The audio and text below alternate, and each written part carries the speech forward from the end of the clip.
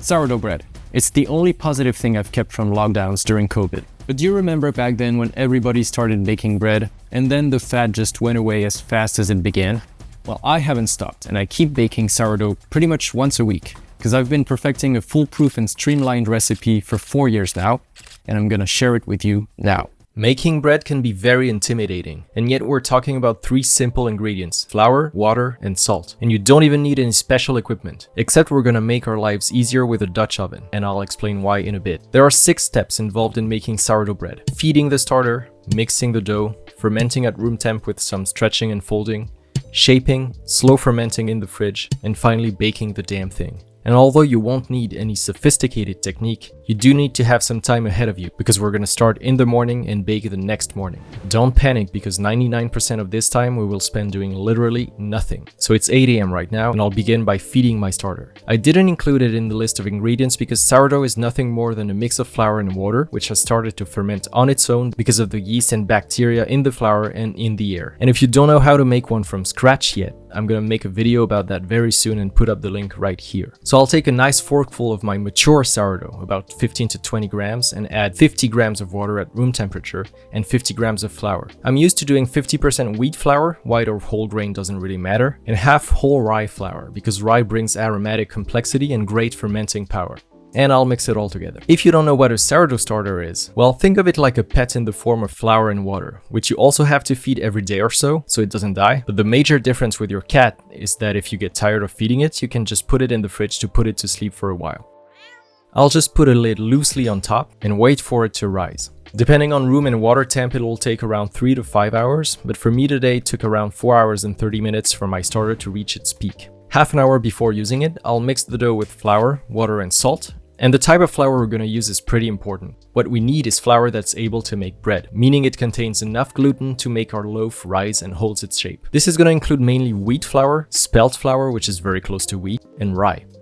And gluten is a protein, so the number one thing to care about when choosing flour for bread is to look at the protein content in the flour. In my experience, you should aim for at least 11% of protein, because below that it's going to be flour suitable for pastries, pies, or for cooking things that don't need to be elastic. My bread uses 500 grams of flour, and my classic mix is pretty much always the same. 230 grams of white wheat flour, 230 grams of whole grain flour for added flavor, and I'm using spelt, but of course regular wheat will do the trick, and 40 grams of rye flour. For these 500 grams of flour, I'll need to add 11 grams of salt, and I'll just mix the flour and salt so that everything is well distributed. I'll add 370 grams of water at room temperature, and the quantity of water that you can use is going to depend mainly on 2 things: the gluten content in the flour and whether the flour is whole grain or white. In general, high protein flours and whole grain flours can sustain more water than others, so if you only have white and or low protein flour on hand, I'd recommend limiting yourself to 350 grams of water max to start. Now I'll roughly mix everything until there's no trace of dry flour left.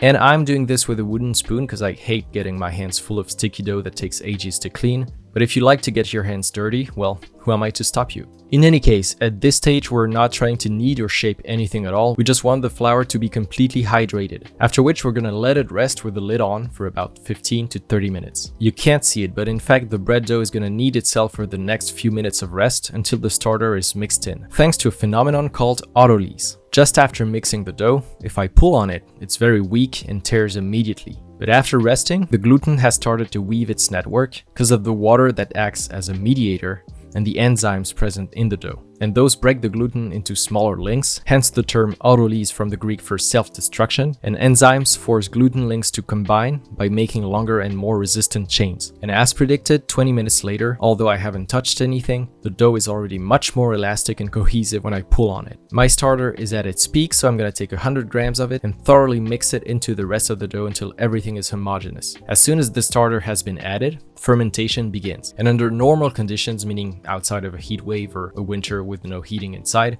It'll take roughly 5 hours to make the dough rise enough at room temperature. It'll be shorter if it's hotter and vice versa. There isn't much left in my sourdough starter jar, but by adding water and flour, it'll be more than enough to reactivate it for the next time, which I'll do now before I forget. During these 5 hours, we can go about our business and only come back from time to time for a few seconds to perform stretches and folds on the dough. For this, after incorporating the starter, I'll wait at least 20 minutes for the dough to relax. Then I'll wet my hands to prevent the dough from sticking to them, and with one hand I'll just reach for the bottom of the dough on one side and pull on it before folding it on the other side. And we're gonna do this around the dough on its 4 sides, if you can call them sides. And the stretch and fold technique has 2 benefits. First, it's a kind of gentle and easier kneading, which helps strengthen the gluten network. And it also allows the dough not to rise too quickly, because by doing these folds, we'll deflate part of the air bubbles formed during fermentation. So you can find super strict recipes out there that demand that you do 5 sets of stretching and folding spaced out every 25 minutes. But the truth is, who cares? It's not that time sensitive, and if we only do 3 sets or 6, it's gonna be very good anyway. Today I ended up doing 4 at irregular intervals, but about 1 hour on average between each. And with every new set, I noticed the dough actually gains a little more strength and fermentation becomes more and more visible. The dough proofs little by little, and I sometimes see bubbles emerging on the surface. By the way, how does a sourdough starter work? Well, a starter is a mixture of flour and water that begins to ferment on its own after a few days because of wild yeast floating in the air and lactic acid bacteria hanging out in the flour. In order to grow, yeasts and bacteria will consume the carbs in the flour, and in exchange, the yeast will release carbon dioxide and alcohol, and the bacteria will mainly produce lactic acid. This is what makes sourdough so different from regular yeast, which doesn't contain bacteria. And the lactic acid that they produce gives the bread a tanginess and therefore much more interesting aromas than yeasted bread. And acidity means preservation. Sourdough bread keeps for much longer. And on top of that, it's better for your health than regular bread, because long fermentation allows carbs and gluten to be somehow pre-digested, which leads to a much lower impact on your blood sugar, and it's often better tolerated by gluten-sensitive people. Anyway, I'll do my last set of stretch and fold about 1 hour before putting my loaf in the fridge, and I'll let the dough rest for about 30 more minutes. 30 minutes later, I'll pre-shape my dough. We're gonna keep it simple. We're gonna make a boule. A boule. And for shaping, I like to use a bench scraper to help handle the dough a little bit better, but that's not necessary. You can also use a wide spatula or even just your hands. I'll start by liberally flouring my work surface. Then with wet hands again, I'll take my dough out of its container. I'm gonna gently stretch it until it looks like a rectangle. And then I'm gonna fold it one side past the center, fold the other side over the one I just made, and do the same on the remaining 2 sides. I'm gonna grab the dough and turn it over, and with my right hand, I'm gonna lightly push the dough while turning it, and then with both hands, I'll pull it a little towards me, and I'll repeat this process several times until I get a nice taut ball. The scraper helps a little to make the right gesture, but you can easily shape just with your hands. When I'm done, I'll cover the dough with my container to prevent it from drying out, and I'll let it rest for 20 to 30 minutes.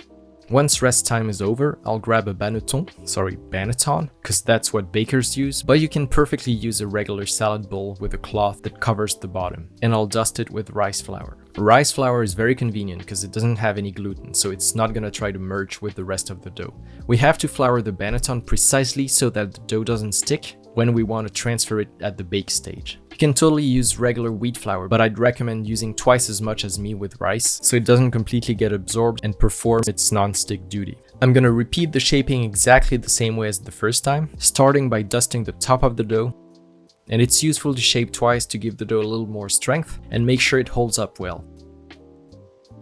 When I have a nice taut ball again, I'll grab the loaf from underneath and transfer it into my banneton, upside down so the top is in contact with the cloth. I'll dust a bit of rice flour on the surface, and I'll wrap everything so that the dough doesn't dry out. I use a medium-sized freezer bag because it fits perfectly inside, and I know plastic is bad, but I use a bag like that for several batches after cleaning and drying. Otherwise, you can just put a damp cloth on top and that will do the trick. Let's head to the fridge where my soon-to-be bread will spend the rest of the evening and all night. What's the resting phase in the fridge for? Well, first, the dough will get the opportunity to continue to proof slightly, and then during these long hours in the cold, the flavors will continue to develop to reach perfection. No need to count the hours, could stay in the fridge for 8 hours or 24 hours, no problem. But the next morning around 8 AM, I decided I wanted bread and fast. So that's where the Dutch oven comes in. If you've been paying attention, you will have noticed that I've used my glass Dutch oven the day before when making the dough. Well, I'm also going to use it for baking. To be honest, I'm more used to using that cast iron version, because cast iron has crazy good heat retention, but it also works very well with glass, and on camera it's going to look very good during baking. In any case, the advantage of these Dutch ovens is the absence of a handle on top of the lid, which means that by turning everything upside down, we can use the lid as a base, so we're going to be able to transfer the dough much more easily. By baking the bread during the first part with the lid closed, we're allowing the steam generated by the heat to remain trapped and increase the volume of the bread. Without it, the crust would brown and firm up too quickly and hinder growth. So I'll preheat my oven to 260C or 500F for 25 minutes with the Dutch oven inside without putting it together to speed up heating on all surfaces. Some recipes tell you to preheat the oven for 45 minutes or even 1 hour, which is bonkers because if you have a decent oven, it's really pointless. 25 minutes later, I'll take my banneton out of the fridge and my Dutch oven out of the oven.